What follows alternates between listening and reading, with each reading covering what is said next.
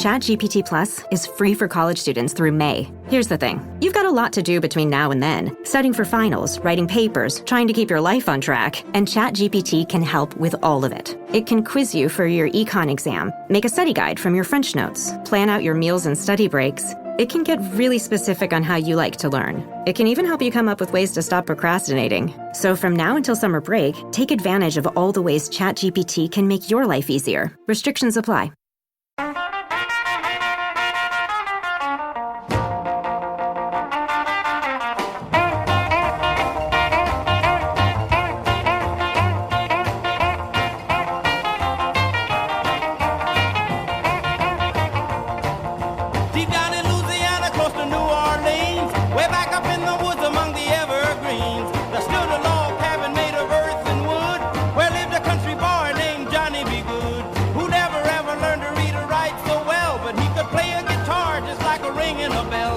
This is The Other Side of Midnight. I'm Frank Morano. Very, very pleased to be joined in studio by Don Capria. I have admired Don's work for a long time, primarily as an author, because he did a deep dive into one of the most infamous unsolved murders of the 20th century, the murder of Joe Colombo. His book on that subject is required reading if you're interested in true crime, if you're interested in the mob, if you're just interested in mysteries that have yet to be solved. It's called Colombo, The Unsolved Murder. And as interesting as that book is, Don Capria is an even more interesting person. He's sort of like a 21st century Renaissance man. He writes, he directs, he films, he manages, all at the same time.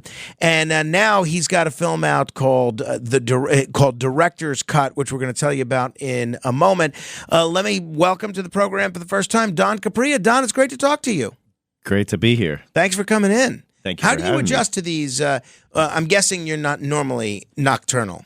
No, I actually am. Oh, you are? Good. So this is not a stretch for you to be here at this time. Yeah, this is the time that I take the pad and the pen out and get to work. I love that. Okay. Let's talk briefly about Joe Colombo, and then we can chat a little bit about what you're doing now. By the way, what inspired you to look into the murder of Joe Colombo? Well, I'd always been a mob aficionado, reading as many true crime books as I could. You know, I grew up an Italian American in New York, so you're definitely seeing this stuff on the news all the time, and then you're reading these books. I had met someone many years ago when I was showing interest in doing a story on Joe Colombo who told me, look, his sons are still alive, and you'd have to get like a blessing to do something like that. And then a few years later, that same person called me and said, listen, I actually have contact with one of the sons, and they're looking for a writer for the book. So I took a meeting in upstate New York, and we sat down over a big round table. It was Joe Colombo's oldest son, Anthony Colombo. Who passed away right now, right? Yeah, he passed away in 2017. So it was a few gentlemen that were involved with the project. One of them was a guy by the name of Ray, who made the introduction, who also had introduced Anthony to his agent, Mickey Freiberg. And I think they were working with a writer at the time, but I don't think that they had a great chemistry. So when they asked me what I knew about Joe Colombo and mainly the facts surrounding his shooting, and I had mentioned things like COINTELPRO and the FBI and CIA operations that were happening in the 1960s and 1970s, they knew I knew a little bit more than John Q. Public, so they were very interested, and I turned in a chapter to Mickey Freiberg, and then the rest was history. So for people that don't know, and we have a lot of great listeners all over the country, for folks that don't know about Joe Colombo and what happened to his demise, he was the head of the Colombo crime family, and he was also simultaneously the head of the Italian-American Civil Rights League, which was very much a mainstream organization. It had a lot of support from people that had nothing to do with the mob. And what does his history officially tell us about the murder of Joe Colombo?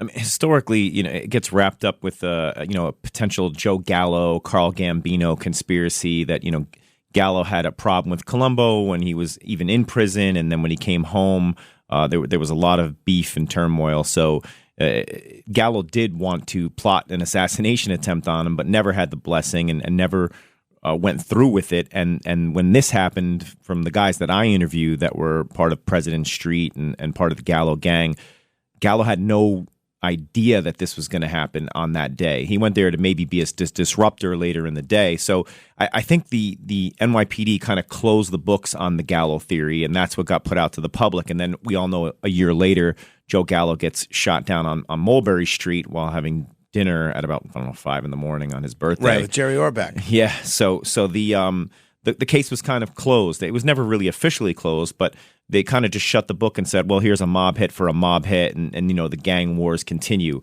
But the truth is, if you research a lot of it, like I did, and I outlined a lot of the different theories in the end of the book, there's just so much evidence that shows you it couldn't have been Joe Gallo, especially because of the preparation that it took for this to happen. It was a well-organized assassination in Columbus Circle. There were things that Jerome Johnson, the shooter, had to do that took place months before the actual event took place. So he was shot, for those that don't know, at Unity Rally in Columbus Circle in June of 1971. And it was prior to the rally beginning, so there was only about 20,000 people there. But it was in the press circle, so he also needed press credentials, which he had that day. He had a camera to disguise himself as a press agent, and then he had an accomplice with him. So there was a lot of moving parts that day, and one of the theories being the mob theory that Gallo would do something like this, and it got a blessing from someone like Gambino. You would just have to look back in history and see that never in the course of mob folklore or mob history has there been a sanctioned hit where you have a shooter from outside an organization, a black man, Jerome Johnson, with a gun, with women and children in this, giant area. It's uncharacteristic. Very at 30 minutes after the hour, this is The Other Side of Midnight. My guest is Don Capria. He's got a film that's in theaters now that a lot of people are talking about, and if you haven't seen it yet, you're going to have an opportunity to see it in much wider release shortly. But he's also the author of a book called Colombo, The Unsolved Murder. So without going into all of the theories, Don, mention one or two of the theories that your research shows to be the most likely in terms of Joe Colombo's murder. Yeah, I think that there was always a government informant, a top echelon informant, Greg Scarpa, who was involved with the Colombo organization for many years. And it's widely known that he done black bag ops for the FBI and for the CIA. So it makes a lot of sense that with Joe's rise to power and so many arrests happening where they couldn't take away his steam, that the government would get involved with someone like Scarpa, who was already working with them to try to make this operation possible. So you think Scarpa might have been the progenitor of that plot to assassinate Joe Colombo? I think he might have aided the FBI and the CIA with that. Yeah. Wow. And do you think that was just because Joe Colombo was getting too big or too mainstream? That's why the FBI wanted him out of the way? Way too powerful. Yeah. Wow. That's wild. All right. If people want to hear more about that, the book is Colombo, The Unsolved Murder. So you've had a fascinating career, as I alluded to, from being in a punk band to managing artists to writing and directing films. How did these experiences kind of prepare you for where you are today? Not only doing director's cut, but everything else you're up to. Yeah, I mean, I think, I like that whole saying, the journey is more important than the destination. So, if I was younger and I wanted to be a rock star, a drummer in a band, I toured and I got to see the U.S. and Europe from behind a drum set. And then I started managing bands, and then I stepped foot on a music video set, and I loved that. So I started shooting music videos. And I think I just kind of was trying to find myself all throughout my 20s and my 30s. And I arrived at writing, which I loved also. And then when I thought I could combine all three of these worlds, which was like writing, directing, and music, and then I knew I could do that with feature films. So this is my first go at a feature film, but I had shot a lot of pilots and shorts before this one came out. But I made the film music-centric, and I also have a really big love for horror movies. So besides the true crime stuff that I write, I love writing horror. I think if anyone's going to die in my story, I love it. So that's So how does writing about real-life crime compare to creating fictional horror?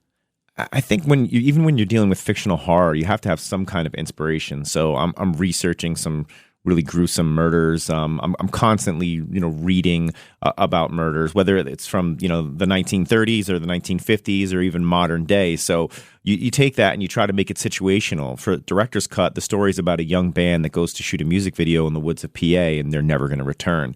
I started that whole ideation when I was out in the woods of Pennsylvania during COVID shooting a music video in an abandoned facility with a band. So you start with these very real moments, and you try to take some real characters, and you create a chemistry, and next thing you know, you have a full story with plot.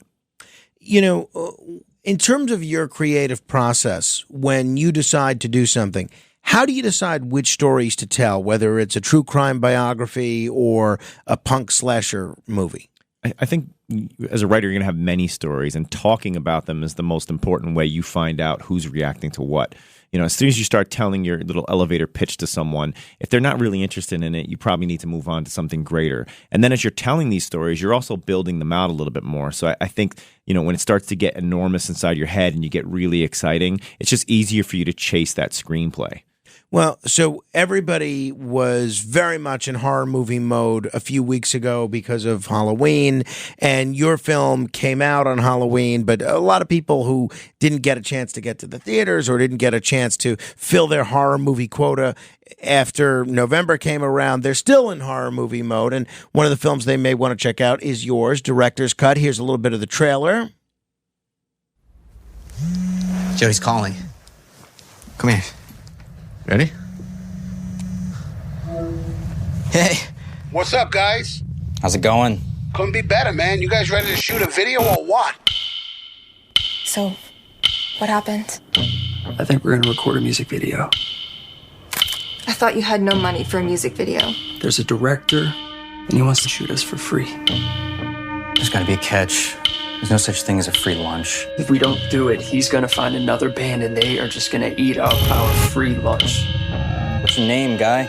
They call me Mr. Director. So, why'd you guys stop playing shows? None of us want to talk about that. I just want to know more about the band. Well, that's not the best route. We did not drive 5 hours to abort the mission, okay? I say we go back. Well, let's stop being a little bitch. And let's do this. I love that. It sounds ominous. I can't wait to see this. So I'll ask you how people could see it in a moment. But what inspired you to create a slasher film centered around a punk band? That's clearly a nod to your own experiences in the punk scene. Yeah, I think they're always telling you, the mentors, you know, write what you know. So again, combining what I had from my music history, being a manager, and also shooting a lot of music videos, it was right. It was my, you know, right in my own happenings of daily life. So when I did this, I kind of created this cautionary tale for these young artists that I was managing that are out there that want fame, they want success, they're willing to do anything or work with anyone to get it. So Mr. Director, the person that they go meet, this mysterious man, he kind of represents the music business. Mm-hmm. And all these young kids that would want to sign a contract but not know who they're signing the contract with, I would tell them, like, listen, you're signing your life away. This is it, you know? So that band represents that, but in a more fatal, you know, scenario. Did you do the music for the film as well? I worked with all of the musicians. So the guitarist that was in the band that inspired this music video, he actually became my composer for the film. So I'm always have a lot of input. There's a lot of original music that's also in here that I had input on, but I'm actually not playing as much nowadays. I'm just kind of listening to stuff and helping get the production done a little bit. So Director's Cut's been described as a tribute to horror cinema of the 1980s and 90s. What specific films or filmmakers influenced the style and the tone of this picture? Well, I would hope John Carpenter, because he's my favorite from that era. I'm a huge Wes Craven fan also, so I think there's a little bit of levity and a little bit of camp in what I'm doing as well. But those two are definitely my favorite coming from that era. And I think, you know, the way that I shot this film and with the colors and the tones and everything, there's a little bit more of the Wes Craven style, but then I hope with some of the stalker aspects and some of the thrill that comes from Carpenter as well. And then, of course, the music side of it. Well, why do you think people enjoy horror movies? What is it about horror movies and the process of being scared that has kept people coming back for 100 years? It's the same thing with drugs. Drugs work, right? So with horror movies, you feel something. And Nick, people say to you, well, aren't you scared when you watch them? I'm like, well, of course. That's why I watch them, right? Because I still feel that excitement I felt as a kid. And if it's a good horror film and you have a good jump scare, a really creepy scene that the people are walking through, you really feel something, as opposed to sometimes the rom-com or the drama is not really hitting for you. So what are you hoping people take? What are you hoping audiences take away from this film, apart from getting a good scare? A good story. I think that's what I wanted to focus on myself and be remembered for, was that I'm actually going to focus on some character development and a real band drama that just happens to fall into a slasher film. Ladies, you'll end up shopping for your guy's deodorant, right? So try Degree's Original Cool Rush. You see, last year, Degree changed the formula, and men were mad. One guy even started a petition. So Degree admitted they messed up and brought the Original Cool Rush scent back. It's clean, crisp, and actually smells like someone you want to cuddle. And it's in Walmart, Target, and other stores now for under $4. So toss one in your cart and find out why it's the best-selling men's antiperspirant for the last decade. Degree Cool Rush is back, and it smells like victory. We off? 30 seconds of carefree bliss. Oof, like wind in your hair carefree. Oh, like using Clorox Disinfecting All-Purpose Cleaner in the home carefree. Yes. Like dog slobbing on the coffee table and cleaning it with Clorox Carefree. He's on a roll now. Spit toothpaste on the faucet. You got it. You got it.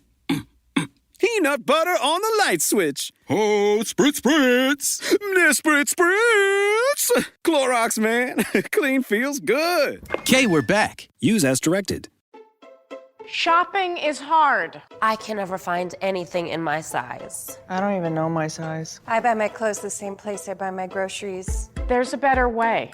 Make it easy with Stitch Fix. Just share your size, style, budget, and done. Your personal stylist sends pieces picked just for you. That was easy. Stitch Fix. Online personal styling for everyone. Free shipping and returns. No subscription required. Get started today at stitchfix.com. Morning decisions. A creamy mocha frappuccino drink? A sweet vanilla? Maybe a smooth caramel or that white chocolate mocha. Whichever you choose, delicious coffee awaits. Start your day with bottled Starbucks Frappuccino drinks. Pick up a bottle near you wherever you buy your groceries. Wow. I'm really looking forward to seeing this. If people want to take advantage of it, it's still playing. It's in a limited theatrical release. You can go to the website directorscutmovie.com. That's directorscutmovie.com. You can also check your local theater, see if it's playing near you. But you're about to be pushed out of the theaters by Gladiator and Wicked, right? Yeah, Denzel called. He said, your time's over. They call it Glicked, right? Like Barbenheimer. It's Glicked. They're trying. I think the Gladiator is going to really prevail. Yeah, well, we'll see what happens. It's going to be interesting. But I'm looking forward to checking it out. But if people don't get to see it in theaters, it's coming to streaming and video on demand soon, right? Yeah, I would say after the New Year first quarter, we'll see it on a streaming platform. All right, Director's Cut, it's called. Horror movies seem like they're having a bit of a renaissance in general. How do you see Director's Cut fitting into the current landscape of horror cinema? Well, I wrote the film as a trilogy, so I didn't even start the script without knowing where it was going to end in 3. So I really focused on Mr. Director. I wanted to make sure that I had a character that was going to do what from my era, the Freddys and the Jasons and the Leprechaun and with Scream, Ghostface would do, where you can continue to make films with this person coming in and causing chaos. So that's where I think he's going to fit into the modern landscape, is that he's going to come back. As I mentioned, you released the film on Halloween, which obviously makes a lot of sense. Are there a lot of horror movies that get released on Halloween, or do you have to compete with a lot of other scary movies on that day? Yeah, I don't know if there was any that particular day, but I mean, there's a lot of content that's coming out. I think it's somewhere around like 400 and something films in the theaters every year. So I'm just blessed that my first feature made it into the theaters for the release. You mentioned the feelings of being scared and how it brings you back to your youth and what you enjoyed. And you mentioned being a John Carpenter fan. What were some of your favorites in terms of horror films? My favorite horror is Halloween, hands down. And then my second favorite is also a Carpenter film, which would be The Thing. The Thing is great. The Thing is amazing. I tend to really like slashers a little bit more. I like the idea of a realistic killer. Versus paranormal or something with a monster. So I think Texas Chainsaw Massacre comes in right behind The Thing at third. But that whole slasher era for me was my favorite era of horror.